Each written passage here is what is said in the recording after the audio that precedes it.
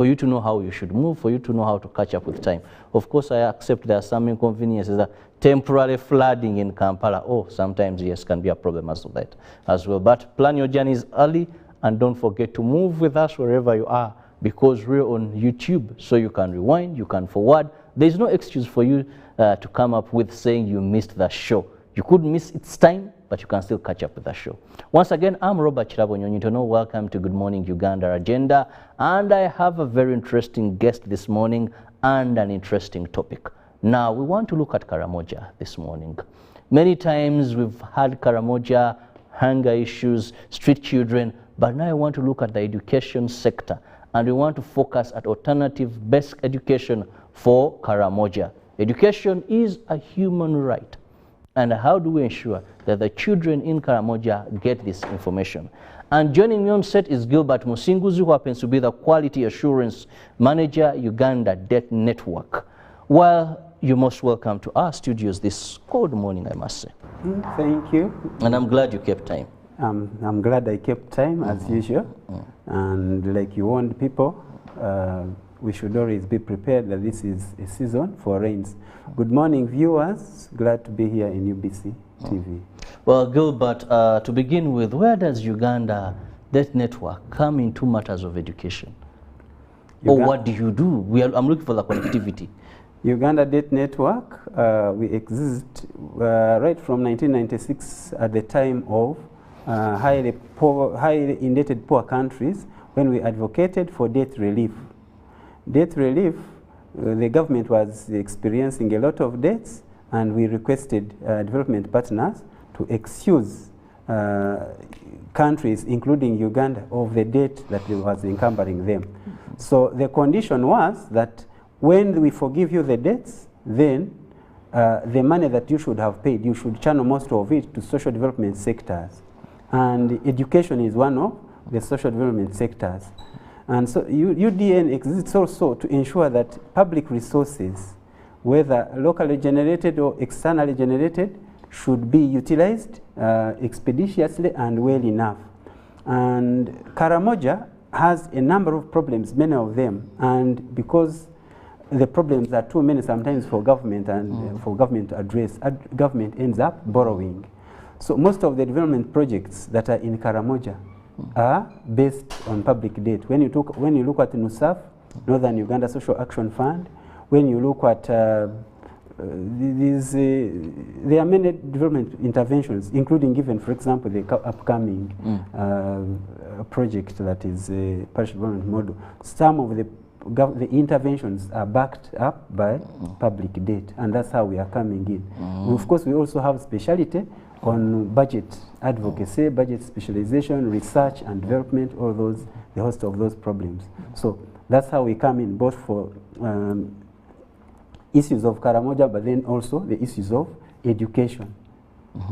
Well, now having explained that background of how you come into the picture, let's now look at one important thing, which is the topic of today, alternative basic education.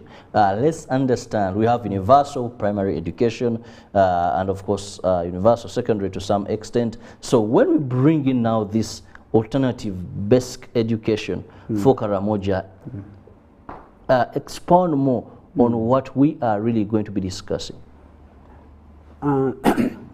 Alternative basic education for Karamoja, ABEK for short, is an intervention that started way back in around 1998, and it has been going on for some time. Of course, ABEK falls in the context of education generally. And when we talk about education, we look at, we put it, say, let's give it a global context. One of the development, the development goals is the MDGs, MDG number 4. It seeks to provide inclusive and equitable education. Towards inclusive, meaning that everybody should be part, to equitable. Where somebody is lacking, they raise him. Where somebody has something, they put him, so that there is equity in that. So Karamoja traditionally has been regarded as a place that is not so much at the development level compared to the rest of the country. When we talk about equitable, then We need to raise it to the level where others are. And then inclusive, it should also be among, not being left behind. So that's why when we talk about ABEK came in as an affirmative action interventions, which is addressing the issue of equity. That while other areas have some levels of support and factors that would really facilitate education, Karamoja has inhibitors. And so we said, government said, let us have alternative basic education. ABEK, the core element within ABEK is the issue of pastoralism. Pastoralism, people who are, the children who are supposed to be going to school, they were living life that is like they are moving from place to place. So it's not possible for them to concentrate today, tomorrow, the other day, they are in the same school. So they move around and go to other places. So ABEK comes in to ensure that wherever they go, they get some education, because when you miss education at a lower level, you miss education for long. So one of the ingredients of ABEK is to ensure that the children learn issues, say, of agriculture, livestock farming, life skills, literacy and numeracy, how to count their cows, how to write the names of their cows, whatever. So something like that, things which are specifically for the area because it is unique. And so that is how ABEK comes in. That brings me to ask you to give us a picture of actually what is the education status of Karamoja as we speak. We know society organizations, you do a lot of research, because that will then definitely explain why you aren't pushing for universal education as that, but you're more so on ABEK. What is the situation? We support universal primary education generally, and UPE is also within Karamoja region, but then ABEK supplements it. And in addition, there are other community schools. Because Karamoja is so big, there are some parts that do not have government-supported schools, and so communities have decided to bring their own schools. So the status of education in Karamoja is really wanting. When you look at the results that have been posted, all the past years, say by Ministry of Education, say performance in terms of quality and grades, when you, for example, use the grades as the standard or the marker for education status, Karamoja has always been at the tail end. To get the number of children that are getting first grade, they are less than, say, 30, 50 people, compared to other regions where you find a district having first grades that are, they are all having D4s, the majority, like a whole school having, aggregate 4. D1, D1, D1 in each. So you'll find in Karamoja it's much less.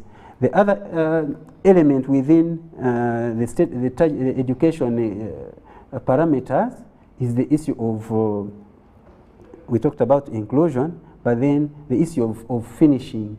Enrollment is low compared to others, but even when they enroll, less than 30% of the children who enroll in primary, in P1, by the time they reach P7, that cohort, you'll find that less than 30% of those have managed to complete education. So the education completion rates are very low. Of course, also we talk about the quality.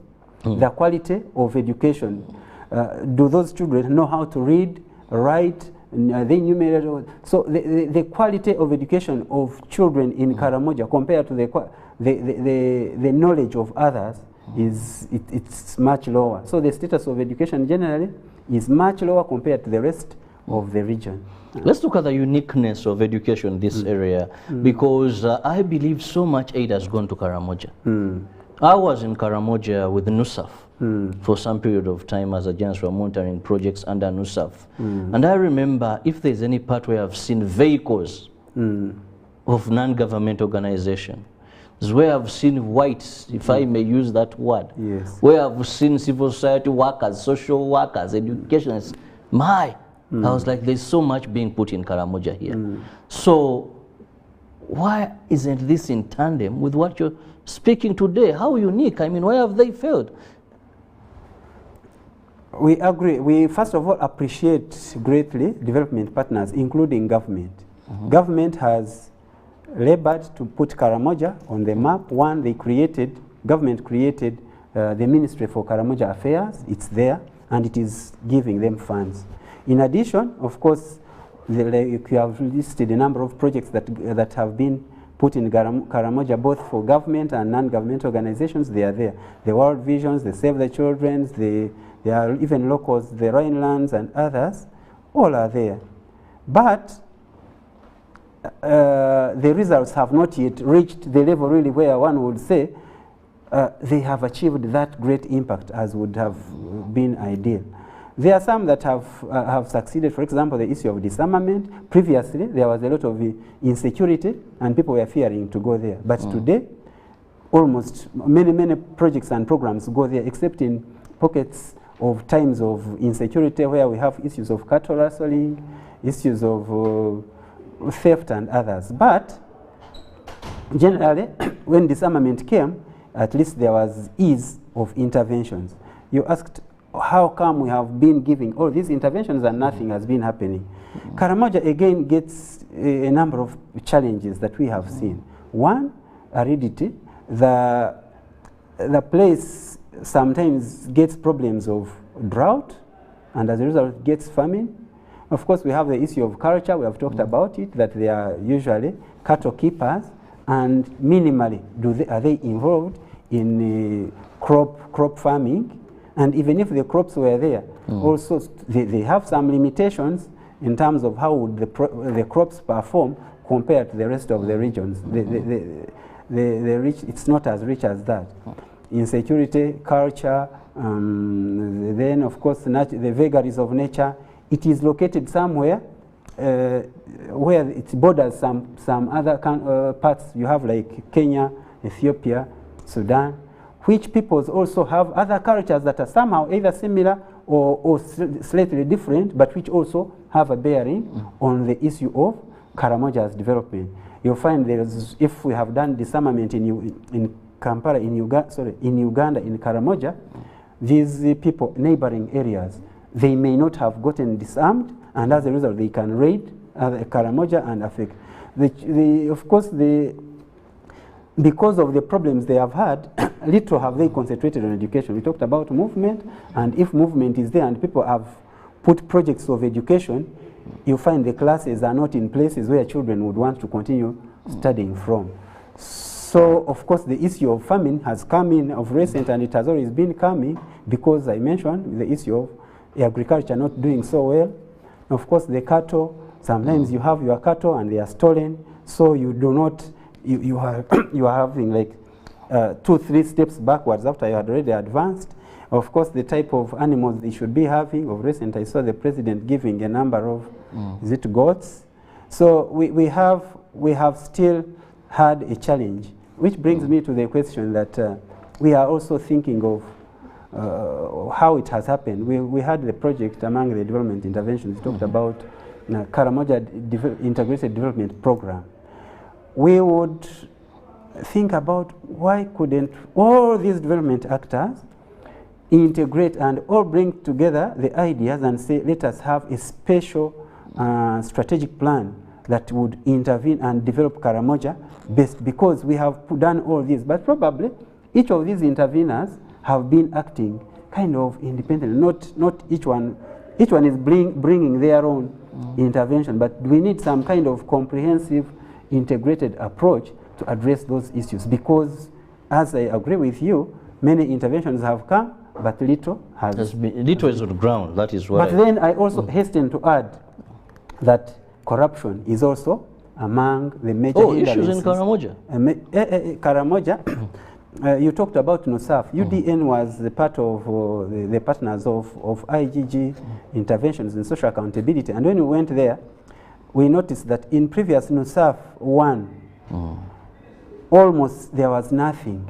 Much as government and development partners like World Bank and others had given, through OPM, had given monies, say to have sub-projects, but most of those projects were just on paper, but nothing was on the ground. When we came in, of course, to promote involvement of communities, there was some improvement, and to date, most of those projects have kind of delivered I was there under NUSAF too, and yes. Yes, you could find out if there were 10 boreholes, maybe 2 are missing. They are Yes, not done. at least, but Yes. but NUSAF 1, almost everything was off. So we talked about corruption. Some of the interventions, especially those of government, there was a lot of, the money is sunk there, but after sinking, it's again drained. So corruption, as has been said repeatedly, has been draining most of the development interventions, including Karamoja. And Karamoja having those problems, of course, it becomes easier. Now, rightly given us education in Karamoja, its challenges, like you've put them, one of the issues, I was reading a report, I think it was by some non-government organization, call it later, and they said that feeding has been a major challenge to education in Karamoja.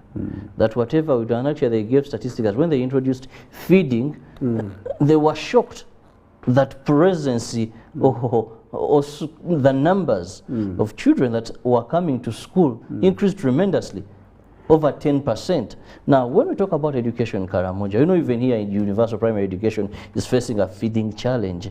How best do we improve education, even if it is basic education for Karamoja? How do we, what should we do? Because yes, these may be pastoralists forever, because they have been for decades. The soils, the arid soils, unless government invests in irrigation, they could still be. Insecurity, that is something they're handling, but it's also sometimes on and off. 4 years of peace, 5, then the issue comes. So most of these factors seem not easy to go by day. They'll take some time. But the children of Karamoja are equally entitled to education as a right. Yes. So school feeding was a very good intervention, both by government and development actors. There are organizations like World Food Program, which were providing food to schools, but then also government was supporting it. But at one point, the school feeding program kind of stopped. But of course, the community, sometimes even the parents, were thinking of being encouraged to bring some foodstuffs, either in kind or whatever. But if there is food, no food in the area, and there is famine, then the children cannot be able to bring food to school. But then the school feeding program itself, it stalled. But at the time when it was there was a lot of enrollment and consistency on the part of children in education. Actually, you talked about that research. We also noticed that beyond even the children going to school, even parents were getting good excuses for going to school, whichever, whether you are going to monitor your children or you are going to see what, so that strategically at a time when it is lunch, so that probably they can also get a cup of porridge or something. So there is a problem around Karamoja, and a lot of it revolves around food.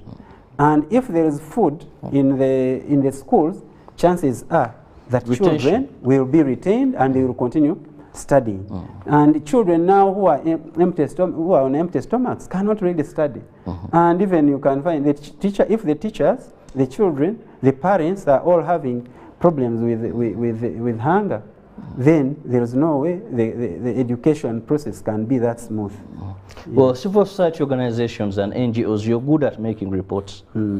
You're good at making research, coming up with reports, a number of which mostly show failures, little successes there that are being done. But I want to put it to you, what interventions are you putting, apart from maybe having reports for the donors, reports to be launched in good hotels here in Kampala, you know, on your websites and all that, but what impact are you doing on ground to ensure that as we talk about alternative basic education for Karamoja is something that we don't just talk about her failures, just don't talk about what should be done, but what on your side have you done? Though we know government is the biggest stakeholder.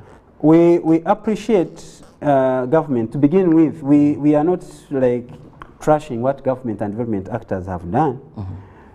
We note a lot of interventions that government has done and which we appreciate. We talked about institutionalization of the Ministry for Karamoja Affairs with a number of ministers. At one point, even the First Lady was there. And there was relative stability. And we give credit for that. We give credit for programs like, for example, we have minerals. Karamoja is a place that has a lot of minerals, talk about gold, marble, lime, and others. Government has brought development actors to come and exploit these resources so that they generate money for the country, including probably for Karamoja, which we shall come to maybe at a later time, how much money is retained so that it can develop the area. We have a place like places which are really good for, one can say, tourism. We have those Kidepo National Parks. We have these beautiful mountains, Mount Moroto and the Iri, whatever, those rocks, places which are beautiful for one to visit, tourism. We have talked about the NUSAFs, we have talked about Youth Livelihood Project and many other projects. We appreciate all those are good. But then when we come with information, because every development actor has also their role and their mandate. When some NGOs do research, not all organizations do research, but those who do research and bring information, they also post some recommendations, but they also give data. So information is power. If you give you information and indicate that ABEK is good because it has enabled children to learn life skills, but ABEK is not among you are not providing, say for example, adequate scholastic materials, there are no schools, there are no structures, no adequate what do they call infrastructure or learning materials and others. When we have those and we are pointing out the issues that are lacking, then we are saying you have done well here, but you could do better here. If you did this, it could be better. We are, for example, observing that because of lack of these schools, they are not in the mainstream education, and they do not have, for example, codes where when you have a code, a government code as part of the ministry, you'll find that Ministry of Finance will be able to allocate funds specifically for an ABEK center and gets to know that Center X of ABEK located in Nakapiripirit has it exists, and therefore it needs to be given the following: scholastic materials, needs to be given salaries for teachers, it needs to be given infrastructure, a number of structures, buildings for them to be. But now if these are lacking, then the ABEK that you introduced is wanting. So when you give you information and say, ABEK is there, it was a good program, but do better by one, including it on the coded schools, two, let it supplement the rest of the community schools that are in the area. Let them also get codes. Three, the UPE program that is there, fund it better. It is having these challenges. Maybe the monies that are being apportioned are this much and they are being diverted this way. Then when we are giving this information, we feel it is supplementary, because you may be acting, but without knowing the kind of impact you would have had if somebody was if you were to do better in some of the areas that are being pointed out. Very interesting. We are still looking at alternative basic education for Karamoja. This is giving them life skills because of the nature of first their area and the fact that many of these are pastoralists. They depend on their animals, most would be specific, those are cows, and of course they may not be in one place for a particular time. And I'm with Gilbert Musinguzi. In case you've just joined us, he happens to be the Quality Assurance Manager, that is Uganda Death Network, and we want to see how best can we improve education. Now also help us understand the relevancy of this. It gives them life skills, but you see, at the end of the day, how does it fit into formal education, where people at the end of the day will be calculated as educated? You know, because even recently I was very impressed with the directorate of that is industrial training in Uganda, where a person can be a mechanic, even didn't go to school, but this person goes to a garage, can be assessed. A carpenter, and then they keep on grading these people to an extent that this person can be awarded something equivalent to a degree that this person can present somewhere and then get a job. Now with this alternative basic education, how far can it carry someone, apart from knowing how best to look after their cows, how best to count money that they have been given, how best maybe to make a better manyata? Yeah, it's good the ABEK is giving them life skills to some extent that are structured to fit the Karamoja setting, their lifestyle of pastoralism and cattle keeping and the like. But also, education generally is meant to be a holistic intervention. And there is the issue of seamless continuity. So one of the areas we have noted is that while ABEK is good and is giving these skills, there is some form of detachment to the mainstream primary education, so that while they are giving them these skills, ideally they would transit smoothly into, say, primary schools, ordinary primary schools, or when they have reached a certain higher level, they should be going to secondary schools. And of recent, of course, there are a number of programs that have been developed, including the new curriculum.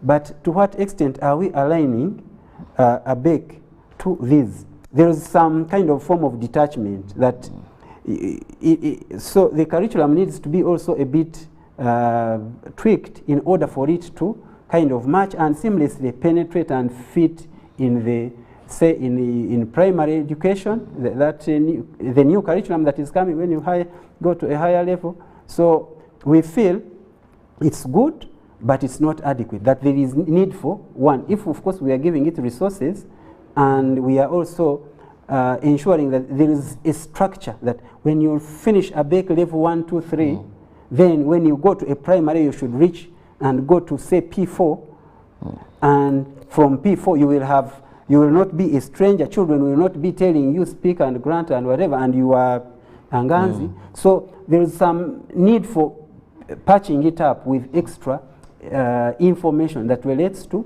mainstream education, so that when a child moves from ABEK, he goes to this school.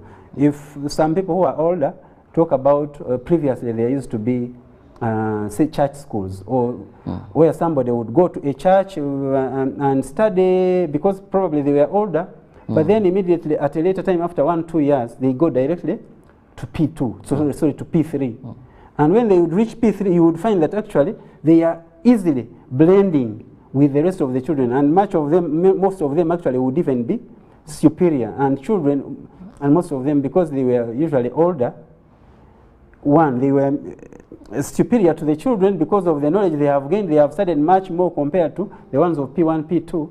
But at the same time, they are older and they reach there and they find it very easy to transit. The older people who went through church schools, you find that they ended up doing better in school compared to even those that had begun mainstream. So likewise, if we can get that approach of saying somebody has been in ABEK, and in addition to these life skills, he has also learned the other formal education system, so that when he goes there, or even if he wakes up and says, you know what, I'm going there, he shouldn't start from square one.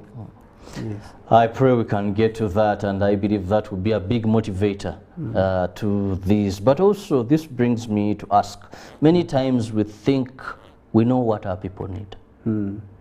Technocrats, sometimes politicians, experts, whatever category, we sit somewhere and plan for these people. How are they perceiving, how are they receiving this alternative basic education? The people of Karamoja, whom I know highly depend on what the elders say, committees of elders, then here and there. That is a very good thing. Participation, the level of participation, of course, needs to be upped all the time, which calls into... Participation is different from involvement. Involvement, yes. Yeah, because we can participate on something that is tailor-made for us, you know, but we can be involved in planning a design of what we want for us. I think this will that will bring conflict. I earlier mentioned the issue of multi-stakeholder approach to a strategic plan for Karamoja. And one of the stakeholders, of course, the key stakeholders, the one that matters most is the Karamojong himself or herself. So if we are not involved at the beginning or in its inception, if it's not with us, then it is not for us. If you are bringing it for us and you are not involving us fully, then we might look at it as distant. You heard of the previous cases of when they brought toilets and they would build for them, but people would go and use others, and when they come to inspect, they say, yeah, your toilet is here, it is clean, when actually the bush is smelling, because they had not been involved to be told that, you know what, this is how you use the toilet, we are going to dig together, doing what. So I agree entirely with you that involvement is very key, and while you are bringing these tailor-made policies and projects, consultation at formulation stage and involvement fully all the way, they are very key, and we feel that is good. You talked about NUSAF, and I also told you how we engaged with them, that we had community development programs, and community development, they had what we call community monitoring groups, which we facilitated and we formed. And these were people who are drawn from the community, and we were teaching them how they themselves should monitor the projects. They get to know that NUSAF has allocated us money for the following development projects. It is with the NUSAF desk officer and the NUSAF facilitators. We are supposed to open accounts. We are doing what? Because they got to know throughout the whole process. They did better. Sometimes they are reporting, say, to the IGG and to others and saying, you know what, they blow the whistle. And people are either penalized, or they come and they catch them to bring back the resources. So involvement is good, and we have experiences of that it has worked in some areas. So continuous involvement of local stakeholders in seeking solutions and implementing programs, it is very cardinal, and I can't agree with you more. Okay, well, looking at the clock, time is flying very fast, but I'll, in a minute, allow you to give me your concluding remarks regarding that is alternative basic education for Karamoja. We talked about aridity. Recently, we were taken to Kapeka by... That's the model farm? Salim Saleh, where we were being exposed to the issue of Musevenomics. And the Musevenomics lecture mainly focused on the areas we had toured, and we toured some of the areas that the president had put projects of agribusiness. We had farms like, we had fish farming, we had like banana plantations, many coffee, and others. And he was parading this as a model of agriculture, agrobusiness that could work. But they put it, say, in Luwero, which is fairly well to do. If we could put also such a thing, say, in Karamoja, and almost in every one of the districts, to have a demonstration center and say, agriculture can work, and you can do it this way. So the issue of giving extra resources that are targeted, say, in Karamoja, that demonstration status would cause people to say, this is a better approach for us to use. Two, we have listed many sources of funding that are coming from Karamoja. Cement is manufactured based on Karamoja. We have the many minerals that are there. But to what extent are we retaining? We need retention of, is it 25% of the money generated should go back there, and when it is taken there, communities should ensure that the money is being utilized for Karamoja to develop, and education is very key. I can quote for you this, where they are saying education is the passport to the future, for tomorrow belongs to those who prepare for it today. And this was said by Malcolm X.